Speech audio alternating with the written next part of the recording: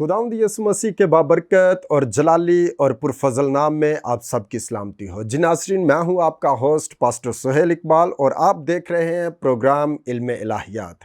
اس سے پہلے کہ ہم پروگرام کی طرف بڑھیں، آئیں میرے ساتھ اپنی آنکھوں کو بند کریں اور دعا مانگیں۔ عجیب مشیر خدا قادر مطلق ابدیت کے باپ اور سلامتی کے شہزادے، اے پیار سے بھرے ہوئے خداوند جلال کے بادشاہ رب العزت، بزرگ آسمانی باپ، پاک یہوہ خدا، تیری شکر گزاری کرتے ہیں کیونکہ تو پاک ترین خدا ہے اور تو مبارک خدا ہے۔ خداوند پاک خدا باپ جلال کے بادشاہ، منت کرتا ہوں خداوند پاک خدا، آج خداوند اس پروگرام کے دوران جو بھی گفت و شنید ہو، خداوند تمام دیکھنے والوں کے لیے برکت کا باعث بنے۔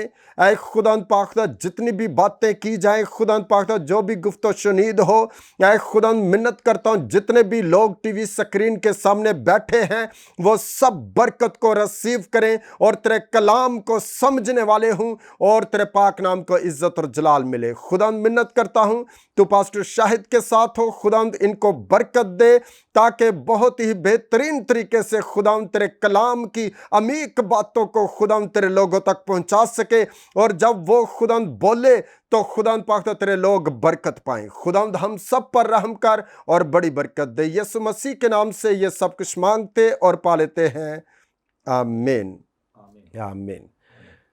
جی ناظرین، جیسا کہ آپ کو معلوم ہے کہ بائبل مقدس کے بہت ہی اہم کرداروں پر روشنی ڈالی جا رہی ہے اور بہت ہی اہم جو کردار ہیں ان کے متعلق بات چیت ہو رہی ہے اور یہ سلسلہ جاری ہے، اور میں چاہتا ہوں کہ آگے بڑھیں اور کلام مقدس میں سے میرے ساتھ نکالیں پیدائش کی کتاب اور اس کا چھٹا باب، پیدائش کی کتاب اس کا چھٹا باب اور اس کی پہلی آیت سے پڑھنا شروع کریں گے۔ یہاں پر یوں مرقوم ہے، جب روئے زمین پر آدمی بہت بڑھنے لگے اور ان کے بیٹیاں پیدا ہوئیں تو خدا کے بیٹوں نے آدمی کی بیٹیوں کو دیکھا کہ وہ خوبصورت ہیں اور جن کو انہوں نے چنا ان سے بیاہ کر لیا۔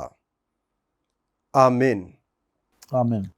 جی پاسٹر صاحب، آپ کو خوش آمدید کہتے ہیں پروگرام کے اندر، اور ابھی جو 2 آیات کا مطالعہ کیا گیا ہے، تلاوت کی گئی ہے اور ناظرین نے بھی سنی، اور یقیناً میں ایمان رکھتا ہوں کہ ان کے ہاتھوں میں بھی بائبل مقدس موجود ہے۔ بالکل، آمین۔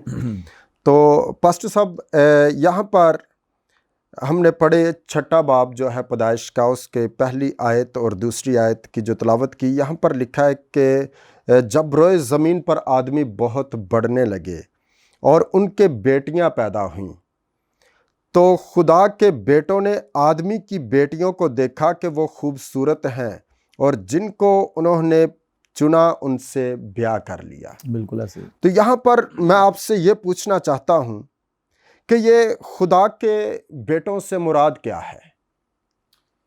مسیح یسوع کے جلالی بابرکت معتبر نام میں آپ سب گڈ شیپرڈ ٹیلی ویژن دیکھنے والوں کو بہت بہت سلام، اور آج ایک اہم کردار پہ ہم بات کرنے کو ہیں، اور یہ اہم کردار جو ہے وہ نوح کا کردار ہے۔ جی، اور یہ جو حوالہ آپ نے پڑھا ہے خدا کے کلام میں سے، واقعی یہ بات ہمیں سوچنے پہ بہت زیادہ مجبور کرتی ہے بالکل، کہ یہ خدا کے بیٹے کیا ہیں اور آدمیوں کی جو بیٹیاں ہیں یہ کیا ہیں۔ جی، جب ہم خدا کے کلام کا مطالعہ کرتے ہیں تو نسل انسانی میں جتنی بھی نسلیں آئی ہیں، جتنے بھی لوگ آئے ہیں، فرض کریں کہ آدم کے جو بیٹے ہوئے ہیں، قائن ہے، حابل ہے، سیت ہے، اور پھر آگے ان سے آگے بھی جو نسلیں پیدا ہوئی ہیں، جی، تو یہ جو ان کے بیٹے پیدا ہوئے ہیں تو ان میں سے کبھی بھی کسی کے بارے میں خدا کے کلام میں نہیں لکھا کہ یہ خدا کے بیٹے ہیں، یا کہیں پہ یہ کہا گیا ہو کہ یہ جو آدم کا جو بیٹا ہے یہ خدا کا بیٹا ہے۔ تو یہاں پہ جو لکھا ہوا ہے کہ خدا کے بیٹوں نے جب آدمی کی بیٹیوں کو دیکھا تو جن سے چاہا ان سے بیاہ کر لیا، انہوں نے ان کو چنا اور ان سے شادی کر لی۔ تو یہ جو خدا کے بیٹے ہیں، خدا کے بیٹوں سے مراد یہ آسمانی ہستیاں اور فرشتے اس سے مراد ہیں، یعنی یہ فرشتے ہیں جی۔ اور جب ہم یہ چیک کرتے ہیں کہ یہ فرشتے ہیں، یہ کون سے فرشتے ہیں، جب ہم نافرمان فرشتوں کے بارے میں خدا کے کلام میں سے پڑھتے ہیں تو پھر ان فرشتوں نے ایسا کیا کہ آدمی کی بیٹیوں میں سے جس کو چاہا اپنے لیے چنا اور ان سے بیاہ کر لیا۔ تو اس سے مراد یہی ہے۔ جی ٹھیک ہو گیا۔ اور یہاں پر ایک خط میں لکھا ہوا ہے کہ ان فرشتوں کو جو ہے وہ بند کر دیا گیا ہے تاریک غاروں کے اندر۔ بالکل ایسے ہی ہے، ایسا ہی ہے۔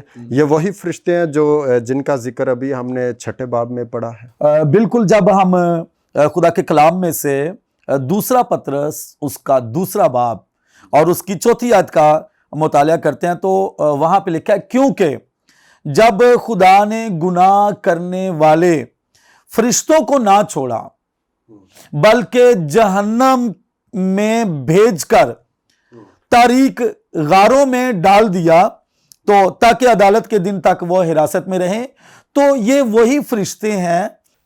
جی پاسٹر صاحب، یہاں پہ جو آپ بات کر رہے ہیں کہ فرشتے جو ہیں وہ خدا کے بیٹے جو پیدائش کی کتاب میں بولا گیا ہے، جی جی، تو وہ فرشتوں کو کہا گیا ہے۔ بالکل، لیکن جب کہ عبرانیوں کے نام خط جو ہے اس میں جب ہم پڑھتے ہیں تو وہاں پر لکھا ہے کیونکہ فرشتوں میں سے اس نے کب کسی سے کہا کہ تو میرا بیٹا ہے۔ زبردست، بہت ہی اچھا ریفرنس آپ نے دیا ہے۔ یہ جو فرشتوں کو بیٹے کہنا ہے جی، اور انسانوں کو بیٹے کہنا ہے، یہ ایک الگ ٹرم ہے، یہ ایک الگ فریز ہے، لیکن یسوع المسیح کے بارے میں جو خدا کہتا ہے کہ تو میرا پیارا بیٹا ہے جس سے میں خوش ہوں، تو یسوع المسیح خدا میں سے حقیقی طور پہ نکلے ہوئے ہیں۔ بیٹے کا مطلب ہے اس میں سے نکلا ہوا، اور خدا کی ذات میں سے نکلا ہوا، اور جو رتبہ اور جو مقام خدا نے اپنے بیٹے یسوع مسیح کو دیا ہے، تو اس ریفرنس کے مطابق جو یہ حوالہ ہمیں یہ بتا رہا ہے کہ جو مقام اس نے اپنے بیٹے کو دیا ہے وہ مقام اس نے فرشتوں کو نہیں دیا یا پھر کسی اور کو نہیں دیا، تو اس سے یہ مراد ہے۔ لیکن جب پیدائش کی کتاب میں ہم یہ پڑھتے ہیں کہ خدا کے بیٹے، تو یہ فرشتوں کو ایک ٹرم یوز کی گئی ہے، ایک فریز کے طور پہ استعمال کیا گیا ہے کہ وہ خدا کے بیٹے ہیں۔ اچھا، یہ کون سے فرشتے ہیں؟ یہ جب ہم خدا کے کلام کو پڑھتے ہیں کہ ان دنوں جبار تھے، جبار کو جو نفلیم کا لفظ استعمال ہوا ہے، یہ جو نفلیم لفظ ہے اس کا مطلب ہے گرائے ہوئے، یعنی گرے ہوئے۔ تو یہ گرائے ہوئے فرشتے ہیں، یہ وہ فرشتے ہیں جب لوسیفر نے گناہ کیا، نافرمانی کی، تو اس کے ساتھ والے جو نافرمان فرشتے تھے جب ان کو زمین پر گرا دیا گیا تو یہ گرائے ہوئے فرشتے ہیں۔ ٹھیک ہو گیا۔ تو یہاں پر پاسٹر صاحب اکثر سننے میں آتا ہے کہ ابلیس کے ساتھ جو فرشتے گرائے گئے تھے، جی بالکل، وہ فرشتے آج بدروحوں کی شکل اختیار کیے ہوئے ہیں، وہ کسی میں بھی حاضر ہو جاتے ہیں بدروح کی صورت میں۔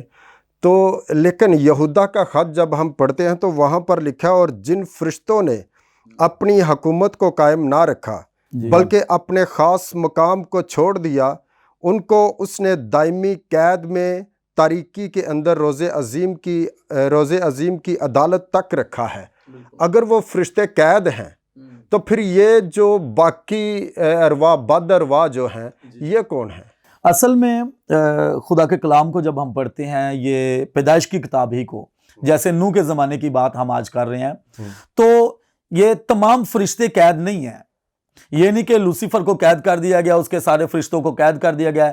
سارے نافرمان فرشتے قید نہیں ہیں، بلکہ خاص طور پہ پطرس کا دوسرا خط، دوسرا باب اور 4 آیت کا جب ہم مطالعہ کرتے ہیں تو لکھا ہے کہ خدا نے گناہ کرنے والے فرشتوں کو نہ چھوڑا بلکہ جہنم میں بھیج کر تاریک غاروں میں ان کو ڈال دیا تاکہ عدالت کے دن تک حراست میں رہیں۔ تو یہ وہ مخصوص فرشتے ہیں جو نوح کے زمانے میں بدی اور برائی کو اس قدر انہوں نے عروج پہ کر دیا تھا کہ خدا سارے لوگوں کو ہلاک کرنے کے لیے تیار ہو گیا سوائے نوح اور اس کے گھرانے کے۔ تو یہ وہ نافرمان فرشتے ہیں جنہوں نے نوح کے زمانے میں بہت زیادہ بدی برائی کو عروج دے دیا، تو ان خصوصی فرشتوں کو خدا نے ان تاریک غاروں میں جو ہے وہ بند کر دیا ہوا ہے۔ لیکن یہاں پر ایک اور سوال اٹھتا ہے کہ اگر وہ گناہ گار فرشتوں کو خدا نے بند کیا ہے، جی جی جی، لیکن گرائے جو گئے ہیں وہ بھی تو گناہ گار ہی تھے۔ ہے تو سارے گناہ گار ہی ہیں، لیکن سب بند نہیں کیے گئے۔ میں یہ کہہ رہا ہوں سب بند نہیں کیے گئے، بلکہ وہ تمام فرشتے جنہوں نے خاص اس کام میں ملوث ہو کے، جیسے یہاں پہ پڑھا بھی ہے کہ خدا کے بیٹوں نے آدمی کی بیٹیوں کو دیکھا اور جن کو انہوں نے چنا تو ان سے بیاہ کر لیا، ایسے تمام فرشتے ان کو جو ہے حراست میں بند کر دیا گیا ہوا ہے۔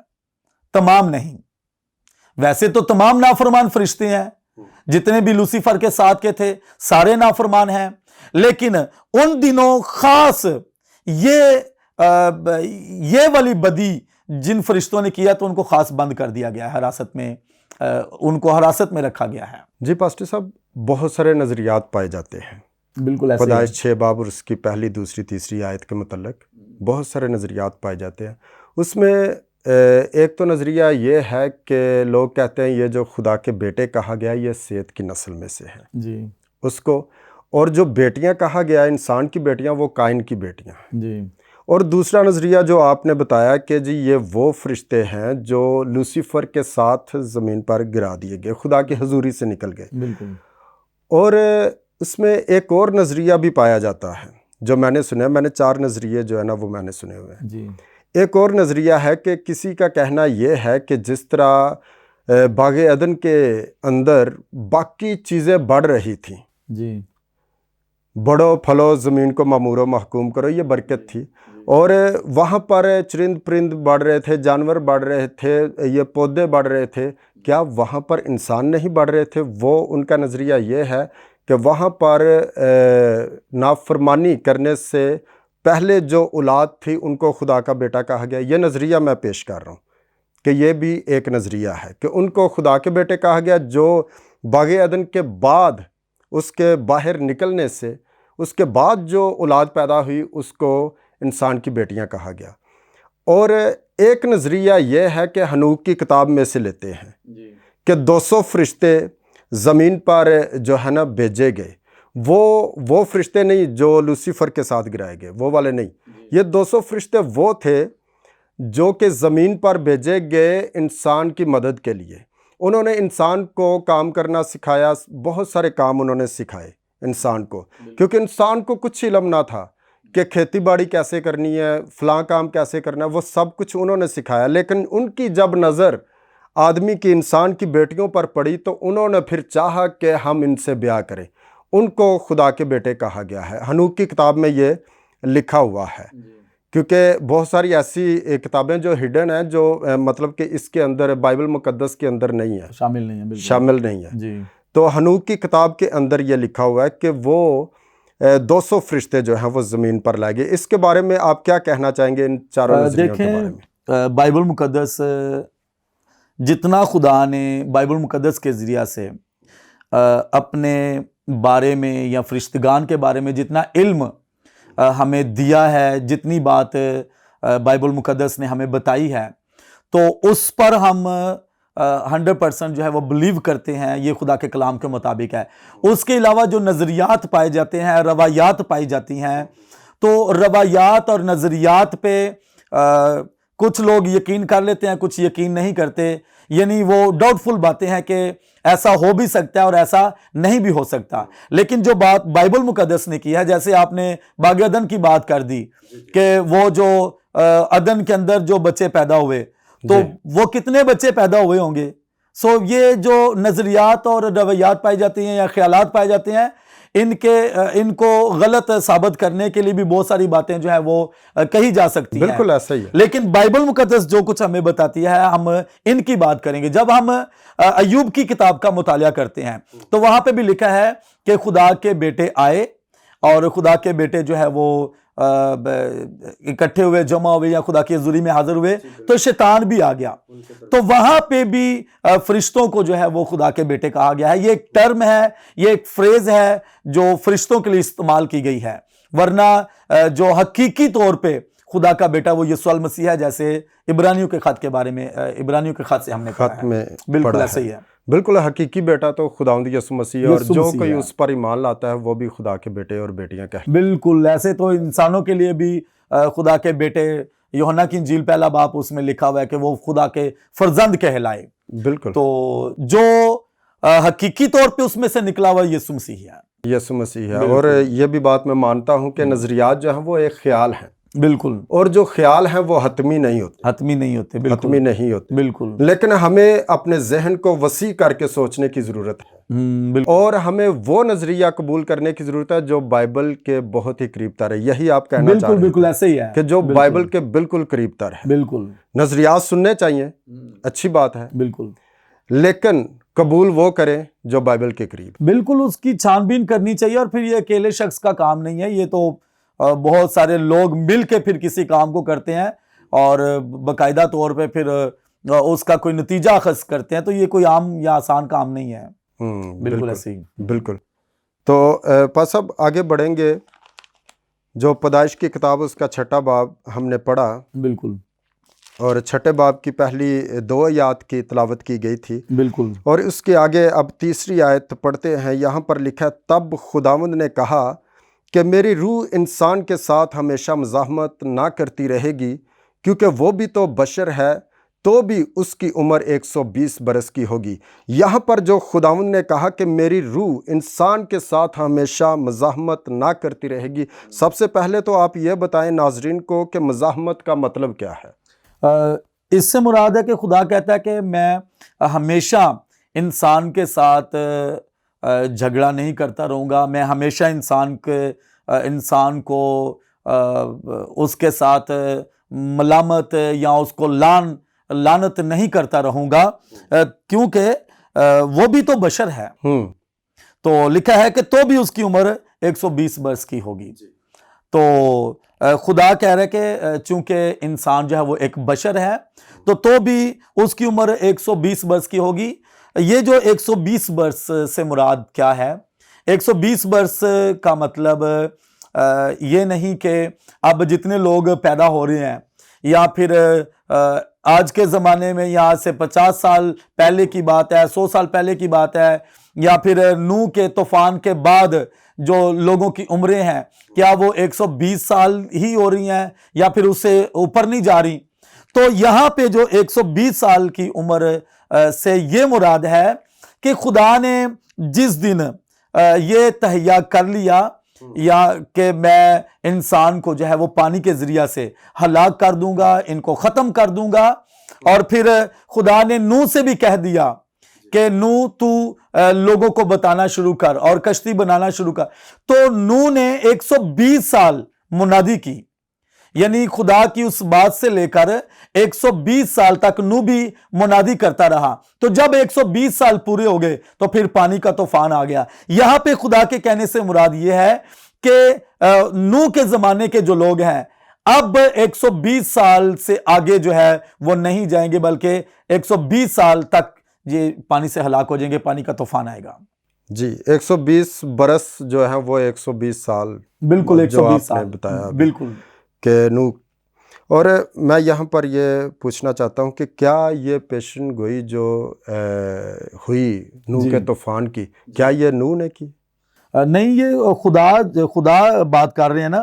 خدا نے کہا کہ تو بھی کیونکہ یہ بھی تو بشر ہے، تو خدا کہہ رہا ہے کہ اس کی عمر 120 سال کی ہوگی۔ یہ خدا بات کر رہا ہے کہ میں اس کو 120 سال سے اب اوپر نہیں جانے دوں گا۔ ٹھیک ہے، جی۔ نہیں، طوفان کی میں بات کر رہا طوفان ہوں کے بارے میں خدا نے بتایا، نوح کو بتایا، نوح کو، جی۔ اس سے پہلے تو پیشن گوئی نہیں ہوئی۔ اس سے پہلے ہمیں ایک چھوٹا سا اشارہ نظر آتا ہے، وہ کیا کہ خدا کے کلام میں لکھا ہے لمک جو نوح کا باپ تھا، لمک جب 182 برس کا تھا تو جب اس سے بیٹا پیدا ہوا اور اس نے اس کا نام نوح رکھا، تو نوح کا مطلب ہے آرام یا تسلی، یعنی آرام دینے والا، تسلی دینے والا۔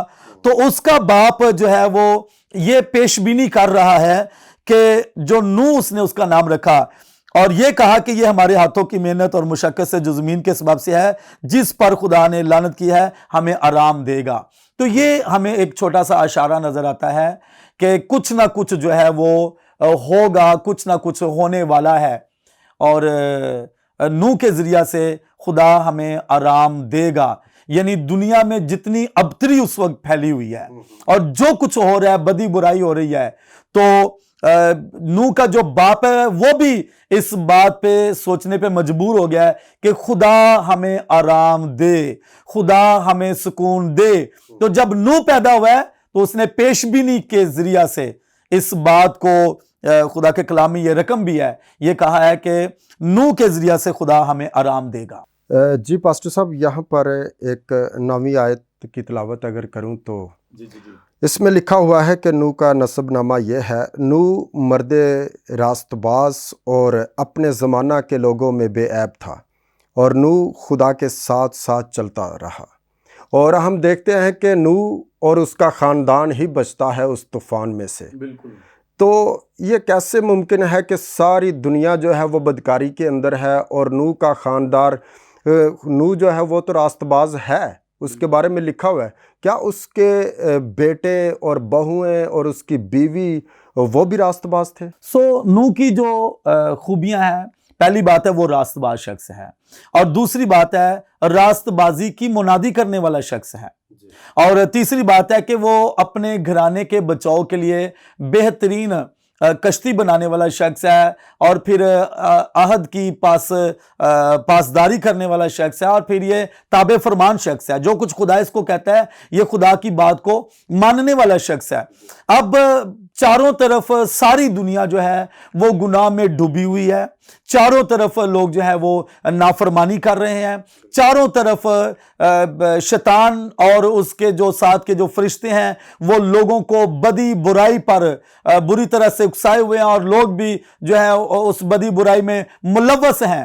لیکن اس زمانے میں ساری زمین پر ایک واحد جو نوح کا خاندان ہے وہ بچ گیا۔ اب ایک اہم بات ہے کہ کیا صرف نوح راست باز ہے یا پھر اس کی بیوی بھی راست باز ہے، اس کے بچے بھی راست باز ہیں؟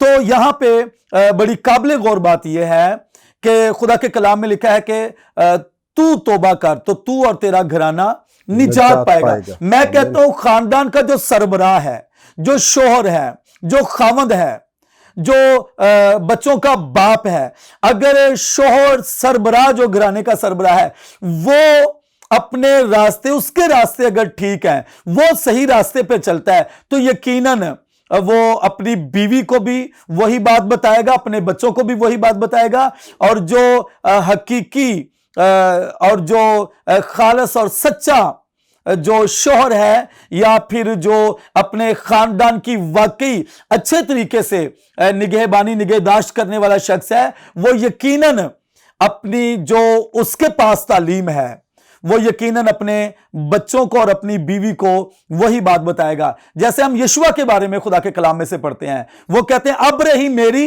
اور میرے گھرانے کی بات۔ وہ اپنی بیوی کا بھی ذمہ لے رہا ہے، وہ اپنے بچوں کا بھی ذمہ لے رہا ہے، اور وہ اس بات کو بتا رہا ہے کہ نہیں یہ نہیں کہ میری بیوی جو ہے وہ میرے کہنے سے یا میرے حکم سے باہر ہے، اور جو میرے بچے ہیں وہ بھی اگر اپنی مرضی کرنا چاہے تو کر سکتے ہیں، بیوی تو بھی اگر اپنی مرضی کرنا چاہتی ہے تو کر، میں یشوع میں تو خدا کی وفاداری کروں گا، اس کی پرستش کروں۔ نہیں، وہ اپنی بیوی کی بھی ذمہ داری لے رہا ہے اور پھر اپنے بچوں کی بھی ذمہ داری لے رہا ہے۔ اسی طرح سے اس بڑی بدی برائی کے دور میں نوح نے کس قدر اپنے خاندان کو سنبھال کے رکھا ہوا ہے۔ آج ہمارے لیے ایک بڑی چیلنج کی بات ہے، ایک بڑی اہم بات ہے، قابل غور بات ہے کہ آج کے جو خاندان کے سربراہ ہیں وہ کیسے ہیں، آج کا جو باپ ہے وہ کیسا ہے، کیا وہ خدا کے ساتھ چلنے والا شخص ہے، کیا وہ تابع فرمان شخص ہے، کیا وہ راست باز شخص ہے، کیا وہ نجات یافتہ شخص ہے، کیا وہ یسوع مسیح کے خون کے ذریعہ سے نئی پیدائش کا تجربہ کیا ہوا شخص ہے؟ آج کے دور میں بھی ایسا ہی ہے کہ اس دور میں جیسے لوگ شادی بیاہ کر رہے تھے، سب کچھ ہو رہا تھا، تو پانی کا طوفان آ گیا اور آج کے زمانے میں بھی ایسے ہی ہے. یسوع مسیح نے بھی ایسے ہی آ جانا ہے. ہاں کسی کو معلوم نہیں ہوگا کہ یسوع کب آئے گا, لیکن ایسے ہی لوگ اپنا کاروبار کر رہے ہوں گے, کام کاج کر رہے ہوں گے, شادی بیاہ ہو رہے ہوں گے, اور پھر یسوع مسیح کا اچانک آنا ہو جائے گا. آج بھی چاروں طرف جو بدی اور برائی ہے وہ کسی نہ کسی طرح سے لوگوں کو پکڑے ہوئے ہے. لیکن اس خاص زمانے میں, آج کے دور میں بھی, وہ میرے لیے بھی چیلنج کی بات ہے اور آپ کے لیے بھی, اور تمام جو اپنے اپنے خاندانوں کے سربراہ ہیں ان کے لیے, کیا ہم اپنے خاندان کے بچاؤ کے لیے کچھ کر رہے ہیں کہ نہیں؟ اچھا, پہلا پوائنٹ ہے کہ وہ اپنے گھرانے کے بچاؤ کے لیے کشتی بنا رہے ہیں, یعنی وہ اپنے گھرانے کو بچانا چاہ رہا ہے, اور یہ پروجیکٹ خدا نے اس کو دیا ہے کہ تو اپنے خاندان کو کیسے بچا سکتا ہے. آج بھی خدا ہمارے ساتھ بات کرتا ہے کہ ہم اپنے گھرانے کو کیسے بچا سکتے ہیں. اگر باپ نے توبہ کی ہے, اس کو چاہیے کہ وہ اپنی بیوی کو بھی یسوع مسیح کے بارے میں بتائے تاکہ وہ بھی نجات یافتہ ہو, اور پھر وہ اپنے بچوں کو بتائے کہ اس کی بیٹیاں نجات یافتہ ہونی چاہیے, اس کے بیٹے نجات یافتہ ہونے چاہیے. اپنے گھرانے کے بچاؤ کے لیے آج جو خدا نے ہماری ڈیوٹی لگائی ہے, ہم کیا کر رہے ہیں؟ کیا ہمارے گھرانے نجات یافتہ ہیں؟ کیا میرے سارے بیٹے نجات یافتہ ہو چکے ہیں؟ کیا میری ساری بیٹیاں؟ ناظرین, آپ کے ساتھ یہ خاص بات میں کرنا چاہتا ہوں کہ کیا آپ کے سارے بیٹے نجات یافتہ ہو چکے ہیں؟ کیا آپ کی بیٹیاں نجات یافتہ ہو چکی ہیں؟ کیا آپ کی بیوی نجات یافتہ ہے؟ اگر نہیں ہے تو یہ ہمارے لیے ایک چیلنج ہے. ایک شوہر کے لیے لازم ہے وہ اپنے بچوں کو, اپنی بیوی کو ایسا نقشہ دے, ایسا نمونہ دے, اپنی زندگی سے یسوع مسیح دکھائے, اور وہ ان کے لیے دعا کرے, ان کے لیے روزے رکھے, ان کے لیے محنت کرے تاکہ وہ اپنے خاندان کو بچا سکیں. پہلی بات یہ کہ اپنے گھرانے کے بچاؤ کے لیے آج کے جو سربراہ ہیں وہ کیا کر رہے ہیں. دوسری بات, نوح جو ہے وہ راست بازی کی منادی کرنے والا شخص ہے. دوسری بات, ہر ایک شخص کے لیے لازمی ہے کہ وہ یسوع مسیح کے بارے میں دوسروں کو بتائے. اگر وہ خود بچ گیا ہے, اگر وہ خود نجات یافتہ ہو گیا ہے, تو میرا خیال ہے جو شخص نجات یافتہ ہے وہ کبھی نہیں چاہے گا کہ جو میرا پڑوسی ہے یہ جہنم میں جاتا ہے تو جائے, یا پھر جو اس کے بہن بھائی ہیں, جو رشتہ دار ہیں جہنم میں جاتے ہیں تو جائیں, یہ بات بری ہے. نہیں, اگر گناہ کے مرض کا علاج آپ کو پتا چل گیا ہے, اگر گناہ کے مرض کی جو دوا ہے وہ آپ کے پاس ہے, تو آپ وہ دوائی ضرور دوسروں کو دیں کہ آپ کی جو گناہ کی بیماری ہے اس کی دوائی میرے پاس ہے, اس کا علاج میرے پاس ہے, پلیز آپ یہ لیں. تو اگر ہم ایسا نہیں کریں گے, دوائی میرے پاس موجود ہے, وہ دوائی اگر میں دوسروں کو نہیں دیتا تو اس میں میں ذمہ دار ہوں اور میں قصوروار ہوں. بالکل ایسا ہی ہے. تو طوفان جو خدا نے اس زمین پر طوفان لے کر آیا خدا نوح کے زمانے میں, تو کیا وجہ تھی کہ ساری دنیا کو ختم کر دیا؟ جبکہ ہم پڑھتے ہیں جب سدوم اور عمورہ کے بارے میں, وہاں پر ابراہیم مناجاتیں رکھتا ہے, خدا سے بات کرتا ہے, خدا کو کہتا ہے کیا تو وہاں پر اگر 50 ملے کیا ان کی خاطر بھی تو سارے علاقے کو تباہ کر دے گا. پھر 45 پہ 40 پہ اس طرح تعداد کم ہوتی گئی. یہاں پر 8 جانے ہیں. جی, نوح ہے, اس کی بیوی ہے, اس کے بیٹے ہیں اور ان کی بیویاں ہیں. بالکل ایسے. تو کیا ان کی وجہ سے کیا وہ دنیا کو نہیں بچا سکتے؟ دیکھیں, اگر خدا ابراہیم کے ساتھ بات کرتا ہے تو ابراہیم کے ساتھ اگر خدا بات کر رہا ہے اور ابراہیم اپنا سوال خدا کے سامنے رکھ رہا ہے کہ خدا اگر وہاں پہ 50 ہیں تو کیا تو ان 50 کی خاطر بھی ان کو نہیں چھوڑے گا, 50 کو بھی ساتھ ہی مار دے گا اور دوسرے بھی سارے مر جائیں گے. پھر 40 پہ بات آ جاتی ہے, 30 پہ آ جاتی ہے, اور پھر 10 پہ بھی بات آ جاتی ہے. لیکن وہاں پہ 5 بھی نہیں تھے. 5 بھی نہیں تھے. بالکل ایسے. وہاں پہ 5 بھی نہیں تھے. لوط تھی, اس کی بیوی تھی اور 2 اس کی بیٹیاں. 4 لوگ وہاں پہ ہیں, 5 بھی نہیں ہیں. تو اگر ابراہیم یہ بھی کہتا نا کہ خدا اگر وہاں پہ 5 ہیں تو کیا 5 کی خاطر بھی, تو خدا نے پتہ ہے وہ جو 4 لوگ تھے خدا نے اپنے لوگوں کو وہاں سے نکال لیا اور بقایا کو تباہ کر دیا, برباد کر دیا. نوح کے زمانے میں بھی خدا نے نوح اور اس کے گھرانے کو وہاں سے نکال لیا اور بقایا سب کو ہلاک کر دیا. خدا جو ہے وہ حکمت کا منبع ہے, وہ بہترین سمجھتا ہے کہ کس کو میں ہلاک کروں گا، کس کو میں ہلاک نہیں کروں گا، کون ہلاک ہونے کے قابل ہے، کون ایسا ہے کہ اس کو ہلاک ہی کیا جائے۔ جب ہم موسیٰ کے بارے میں خدا کے کلام میں سے پڑھتے ہیں تو موسیٰ خدا کے سامنے جاتا ہے، خداوند تو ان کو نہیں مارنے پائے گا، تو ان کو ہلاک نہیں کرنے پائے گا۔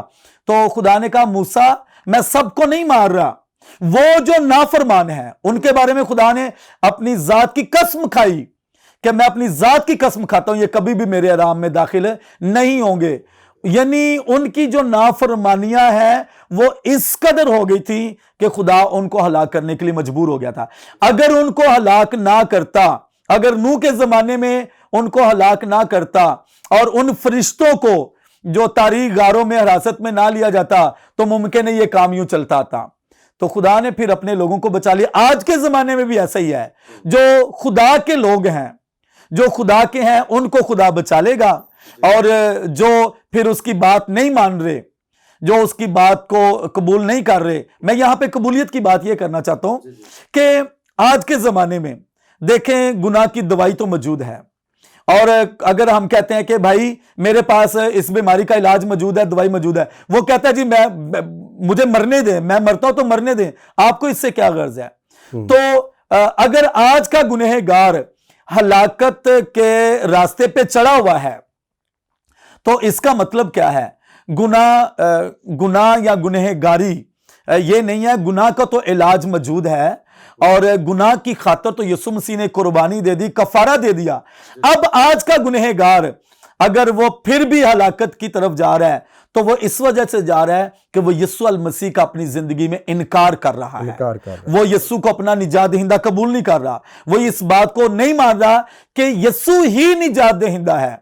تو آج کے زمانے میں بھی ایسا ہی ہے، جو یسوع کا نام لے گا، جو اس کو قبول کرے گا اور جو اس کو نجات دہندہ مان لے گا، وہ بچ جائیں گے اور بقایا سب ہلاک ہو جائیں گے۔ بالکل وہی نجات پائے گا جو یسوع کا نام لے گا، بالکل ایسے ہی ہے، اور اس کے کلام پر عمل کرے گا۔ بالکل ایسے ہی ہے، کیونکہ جو کلام کہتا ہے ہمیں وہ کرنا چاہیے، تب ہی سرفرازی عطا ہوتی ہے، تب ہی وہ سرفرازی ملتی ہے۔ ورنہ جب ہم کلام پر عمل نہیں کرتے، کلام کے مطابق زندگی بسر نہیں کرتے، خدا پر ایمان تو رکھتے ہیں لیکن عمل نہیں، تو پھر تو وہ ایمان جو ہے وہ مردہ ہے۔ ہمیں ایمان رکھنے کی ضرورت ہے، تاکہ جب ایمان رکھ کر عمل کریں گے تو پھر ہی ہمارے ایمان زندہ ہوں گے۔ یعقوب رسول کے خط میں لکھا ہوا ہے نا کہ جو ایمان ہے وہ بغیر عمال کے مردہ ہے، اور شیاطین بھی ایمان رکھتے ہیں، تھر تھراتے اور کانپتے ہیں۔ عمل کرنا، عمال کرنا اور خدا کی بات کو ماننا یہ تو بہت ضروری ہے، بہت ضروری ہے، بہت ضروری ہے۔ تو ان دنوں میں نوح بھی خدا کی بات کو مانتا رہا، خدا کی بات پر عمل کرتا رہا اور وہ بچ گیا۔ آمین آمین۔ خداوند آپ کو برکت دے۔ جی پاسٹر صاحب، بہت ہی خوبصورت باتوں کا سلسلہ جاری تھا، اور میں یہ سمجھتا ہوں کہ ناظرین جو ٹی وی سکرین کے سامنے بیٹھے ہوئے ہیں انہوں نے بھی اس ایپیسوڈ سے بہت زیادہ برکت کو ریسیو کیا ہے، اور میں یہ سمجھتا ہوں کہ جتنی بھی باتیں کی گئی ہیں وہ سب، جتنی باتیں ناظرین نے سنی ہے، برکت پائی ہے، اور خداوند آپ کو برکت دے۔ ناظرین، خداوند آپ کے ساتھ ہو، دیکھتے رہیں Good Shepherd Television. God bless you all.